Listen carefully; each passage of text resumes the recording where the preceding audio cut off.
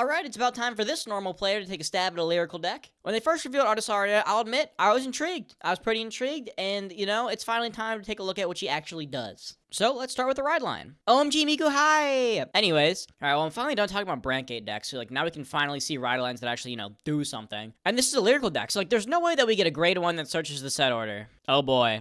Alright, well, that's fine. Artisaria obviously takes after Link Joker, and, like, the whole point of lyrical monasteries is that the girls come from other nations, so, like, clearly she's from Brand Gate, so, like, yeah, I guess it makes sense that her ride line has a grade 1 that searches the set order. That's very Brand Gate. That's fine. That's okay. That's fine. Let's just take a look at what the grade 2, oh my gosh, the grade 2 also just gets the set order. I mean, when they chose to put a Brand Gate deck in Lyrical, they really went all out by making both the grade 1 and the grade 2 just search the set order. That's, honestly, it's pretty on brand. It's pretty on brand. Okay, let's look at the grade 3. Artisaria herself. Surely she won't just grab set orders. Surely so play them. Oh, look at that. Second skill. Energy Blast 2. Choose a Sound System card from your hand or drop. Put it into the order zone. And if you put a card from hand, draw a card. So she literally plays the orders for you.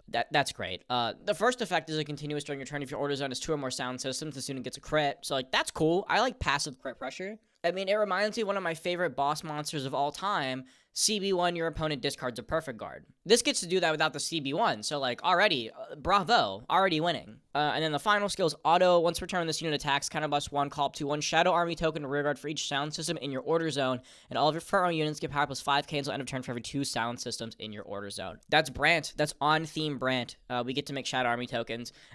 This is nice because it'll synergize right with Lyrical, because Lyrical wants to bounce all of its cards, so we can, like, play a bunch of stupid things and bounce our cards, and then we have room to call our Shadow Army tokens, right? So, like, we get to take advantage of Lyrical's inbuilt mechanics to interact with mechanics from other nations. That's actually really cool. I like that a lot. We just now need to find some stuff that Wait, a card that... Oh, a Lyrical card that bounces units. Oh, no.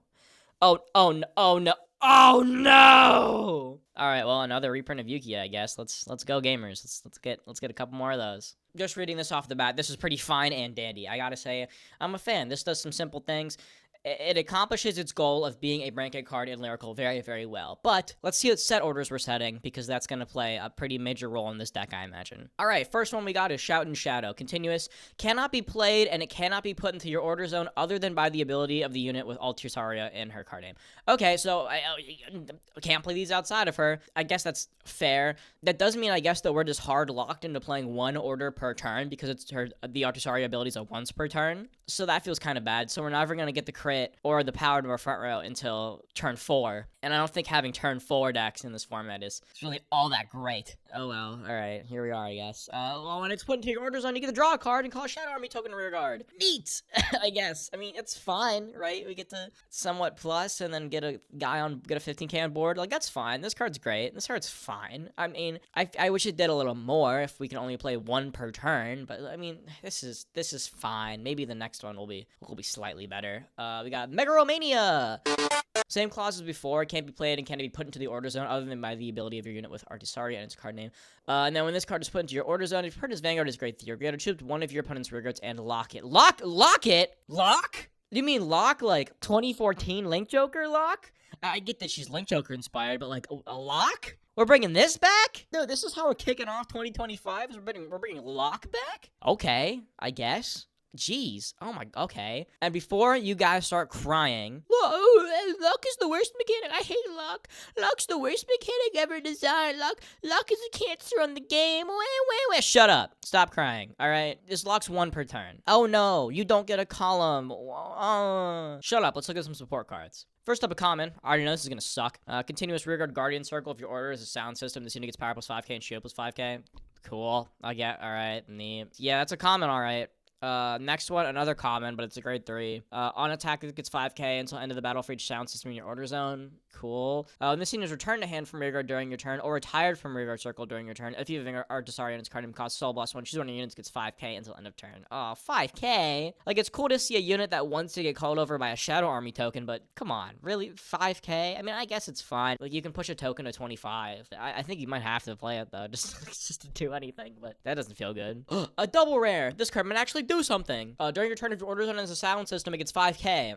Cool. And then auto rearguard at the end of the battle that it boosted. If your order zone has a sound system, put this unit into soul, choose one of your rearguards, and return it to hand. I mean, let's be real, right? This immediately gets beat out by any lyrical generic ever. I mean, this gives you soul. That's cool. Let's take a look at our grade 3 and look at the one resource it doesn't use. Oh yeah, it's soul. And then finally, a triple rare. This card's gotta be at least playable. Auto, and this unit's placed on rearguard or put on guardian circle. If your order zone has a sound system, this unit gets 5k and shield plus 5k. Literally the same as the common, but it's an auto on place. Neat, I guess. Okay. Auto, and this unit is returned to hand from rearguard during your turn or retired from rearguard during your turn. If you have a grade 3 vanguard Artisaria on its name, counterblast 1 to draw a card. I mean, that's fine. Does Lyrical have any good counter charge? Because, like, we're already CBing one every turn. Do we really want to go CB2 so we can draw a card? Like, this card's probably good to proc, like, once or twice. But, like, you kind of need CB every turn for Artisaria, and this deck is slow as balls. So, like, you're not going to win the game anytime soon. So you kind of need your CB. So unless we can find a really efficient counter charger, this card seems pretty bad. Yeah, this support kind of sucks. Okay. Before we completely crash out, maybe let's just think about this for like 4 seconds. All right. Let's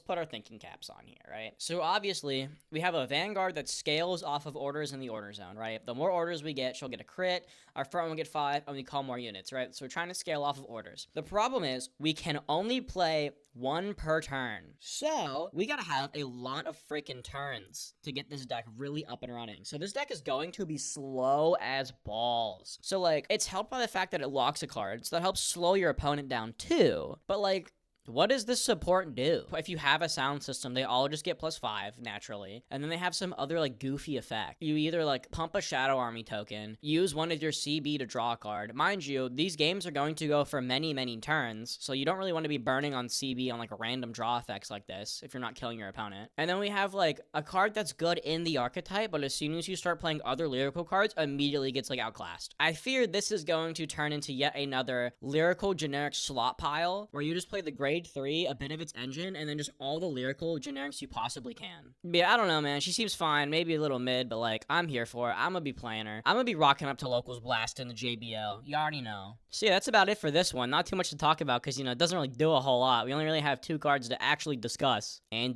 yeah, have a good one. I'll see you in the next one. Also, why do people keep talking about her feet? Heaven forbid a woman wear open-toed shoes. Oh my lord. Y'all are crazy. Leave my girl and her feet alone. If anything, criticize her on the fact that she's spitting bars through a Yeti snowball. That's it. That's all I'm gonna say. I can't talk about her feet any longer or I'm actually going to go insane.